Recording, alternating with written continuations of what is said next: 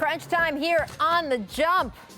Rick Carlisle, the president of the Coaches Association in the NBA, released a statement that read in part, quote, "The Coaches Association would be remiss not to acknowledge a deeper concern and level of disappointment with the Minnesota head coach hiring process. During this past offseason, we saw many NBA head coaching vacancies where teams led searches that were diverse and transparent.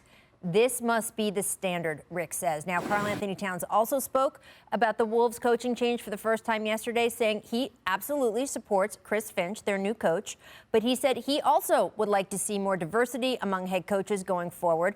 Matt, where are you on the Timberwolves' quick change here? They played a game, fired their coach, and hired a coach basically all within the same 12 hours.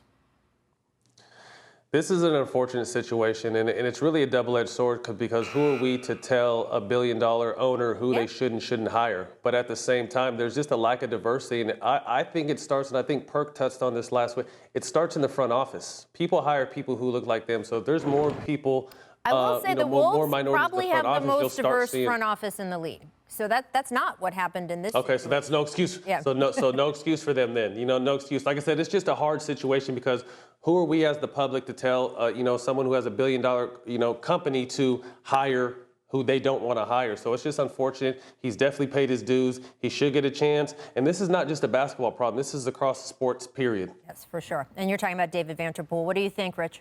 No, I agree. I completely agree with Matt. I think when you really look at how this kind of broke down, it's like how much did Saunders really have a chance?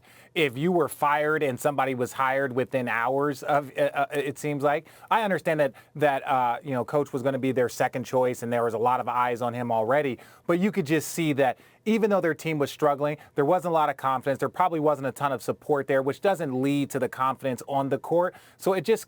Look, when somebody asked me what Minnesota was doing, I was like, Minnesota is doing what Minnesota does. So I'm not surprised when I look at the way this organization has been run pretty much since Kevin Garnett left. Well, look, there's always sort of justifications in the specific, and I want to keep saying this. Chris Finch could go on to be a Hall of Fame head coach. This really is not about him. It's not even really about David Vanterpool because he's been on that staff, and there's an argument that, hey, if the staff isn't working, you don't want to go with someone who's been under that same coach, although we've certainly seen that happen in plenty of other teams right now, right? Of course, Nick Nurse, Tyronn Lue. Exactly. That all being said, the larger global problem is clearly there. And without any sort of process to let guys go through, make their pitches, make their case, give other candidates the experience of auditioning for the job, which will help them in the next job. That stuff is important. So even if you do have your guy, and certainly Gerson Rosas goes way back with Chris Finch, they work together in Houston. You get that old boys network going back up again, and that is the larger global problem. It is not a Timberwolves problem, but it is an NBA problem, and it's something that the league needs to look at. All right, sticking with our schedule release theme here, the Lakers have the most national TV games in the second half, followed by the Nets, Warriors, Clippers, Celtics, and Bucks. So, Richard, not a shock when you look at this new back half of the schedule we have and who are the most, quote, popular TV teams, but is there someone you want to see on national TV more? No. Tell you the truth, these are the only teams I really actually are focused on watching, or whoever they're playing against. So it's not like it's just LA versus Brooklyn, LA versus Golden State, although those games will be on there. Whoever these teams are playing, I'm okay with whoever their opponents are because these are the teams I want to see play. This is a star-driven league, and the best players are going to be on TV the most, and that's just how it is. If I can see anybody more, I would just like to see Zion. I love what he's doing. I love what he's putting together, and I love his development. There you go. Well, speaking of... How about this?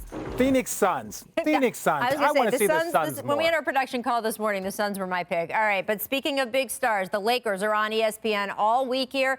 Take a quick look. You've got tonight Utah. You've got them hosting the Trailblazers on Friday, the Warriors on Sunday.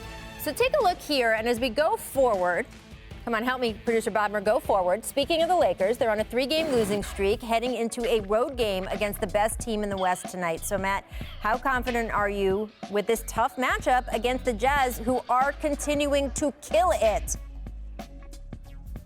I'm not very confident. AD is a big piece. You want to continue to understand that this is a marathon. But like I said before, when Rich was talking the whole segment, if any team doesn't need a 1 or 2 seed, it's the Lakers. They're a veteran-driven team. If as long as they're in the top 4, like I said, even if they're out of the top 4, if they're in it, they're going to have a great chance to win it. So right now it's just kind of up in the air. Lakers just need to be healthy. That's always something that's been a focal point for great teams. It's like we don't care if we're 1 seed or the 8 seed. We want to be healthy. I'm not extremely confident. Ultimately, I think LeBron James probably needs a break. But right at the time that they were about to probably give him one or consider it, you have 2 starters go out. So now, then you lose. Yeah, then you lose a couple of games, and now you're looking at this. Well, okay, are we going to give him a couple of days off? What's going to happen? So I think the Lakers have a little bit of not soul searching, but they got some figuring out to do. Well, I can't wait for tonight's game. The Jazz are for real, and the Lakers obviously a little vulnerable right now. Thank you, guys. Jump is back tomorrow. We'll see you then. Thanks for watching ESPN on YouTube. For live streaming sports and premium content, subscribe to ESPN+.